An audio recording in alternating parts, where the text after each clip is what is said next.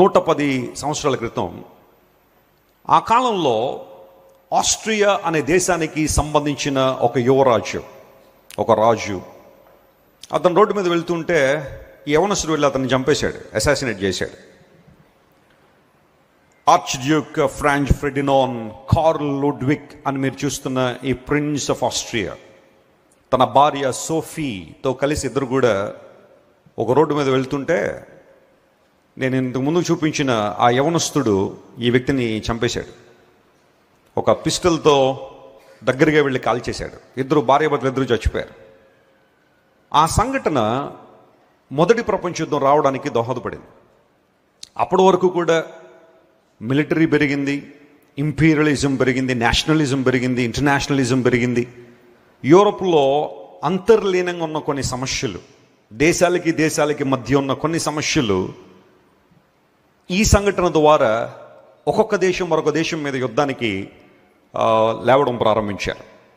ఎప్పుడైతే తమ దేశానికి సంబంధించిన రాజును చంపివేశారో, బోస్నియా అనే దేశానికి సంబంధించిన యువకులు, వాస్తవానికి ఒక 6 సభ్యులు కలిగిన టీం అది, కానీ అందులో ఈ ప్రిన్సిప్ అనే యవనస్తుడు కొంచెం ముందుకొచ్చి వాళ్ళిద్దరినీ కూడా అసాసినేట్ చేశాడు. ఆ సంఘటన ప్రపంచంలో ఒక విషాదకరమైన శకానికి లేదా ఒక విషాదకరమైన సంఘటనకు తెరదీసింది. అప్పటి నుంచి ఆస్ట్రియా అనే దేశం ప్రక్కనే ఉన్న సెర్బియా అనే దేశం మీద యుద్ధాన్ని ప్రకటించారు. మా దేశానికి సంబంధించిన రాజుని మీరు చంపేశారు, సెర్బియా దేశానికి సంబంధించిన వాళ్ళు, బోస్నియా దేశానికి సంబంధించిన వాళ్ళు, మీకు బుద్ధి చెప్పాల్సిందే, మీకు ఒక గుణపాఠం నేర్పించాల్సిందని చెప్పి ఫర్ ది ఫస్ట్ టైం 1914లో యుద్ధం ప్రారంభించబడింది ఆస్ట్రియా అనే దేశం సెర్బియా అనే దేశం మీద. నేను ఒక 2 సంవత్సరాల క్రితం సెర్బియాలో ఉన్నాను.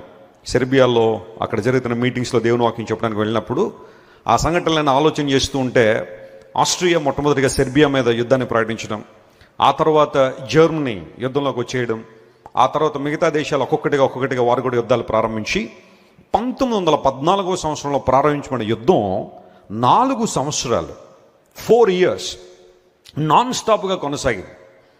అంతవరకు ప్రజలు సంపాదించి కూడగట్టుకుని కట్టుకున్న బిల్డింగ్స్ దగ్గర నుంచి పెద్ద పెద్ద భవంతుల దగ్గర నుండి అన్నీ కూడా నేలమట్టం అవడం ప్రారంభించాయి.